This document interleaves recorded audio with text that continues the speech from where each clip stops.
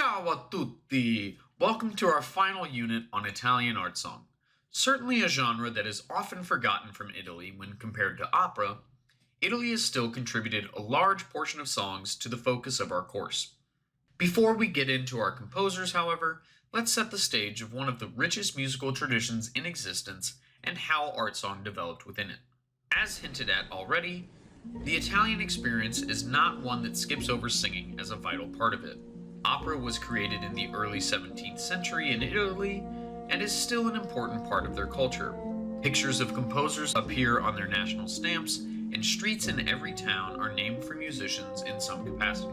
Opera is programmed regularly on radio and television, and most towns have their own theater. In short, Italian culture is singing culture. Hell, even the most prominent school of musical thought, the Bel Canto School, is Italian. That being said, art song lay dormant from about 1725 until 1850. It wasn't until this time, as nationalism exploded throughout the world, that Italian composers began to write folk-like songs known as Neapolitan songs.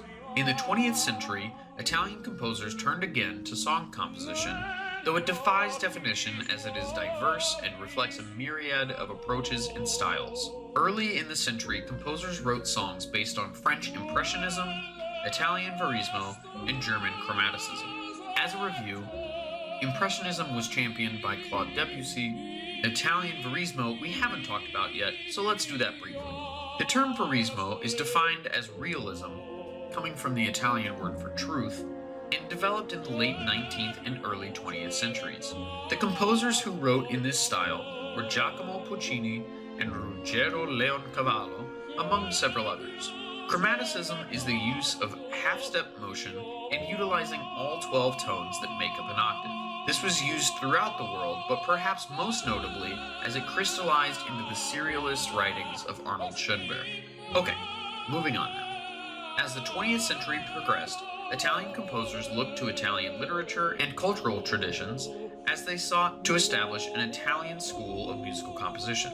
Now into the two distinct styles of the early songs and the 19th century songs that we will discuss. Italian art songs of the 17th and 18th centuries showcase the voice, exploiting its technical capabilities. These songs show little blend of poetic and musical elements, but are instead skewed to highlight the voice as the primary performance medium. With little exception, the accompaniment provides support and little else, though it is difficult to tell for certain, as modern performances are realizations from the improvisatory nature of figured bass that was customary at the time. Due to the simple nature and high levels of supportive accompaniments, songs from this era are used for beginning vocal study and for recitals. Barbara Strozzi was the only composer to truly focus on art song during this time, with most focusing on opera or other vocal mediums. Most of the solo songs we hear are excerpted from the larger work they were originally included in. In the modern versions of these songs, they have most frequently been romanticized and therefore do not sound as they would have in their time. The term aria was first used in the 15th century and took the meaning of solo song in the 16th. In the 1800s, Alessandro Parisotti published 3 volumes of songs from this time, arranged for voice and piano, entitled Arie Antiche. Despite Parisotti's warnings against modernizing the scores, many of the editions have altered harmonies, embellishments to the vocal line that have been altered or eliminated, tempo markings were changed, and accompaniments were updated into the more modern romantic style. As we move to the 19th century, the largest names in Italian opera, Rossini, Donizetti, Bellini, and Verdi, also wrote several songs listed as romanze da camera, or chamber romances. These were designed for the amateur singer and were written for providing vocal entertainment at musicales in private homes. This is in much the same vein as Schubert songs, the early melodies, and parlor songs. Most of the songs have some operatic influence and are similar to small arias. Again, the fusion of text and music was not the focus, and so there's little present in these songs. There have been several returns to the noble pursuit of Italian art song, but none have been successful in achieving the prominence they had in the Baroque period.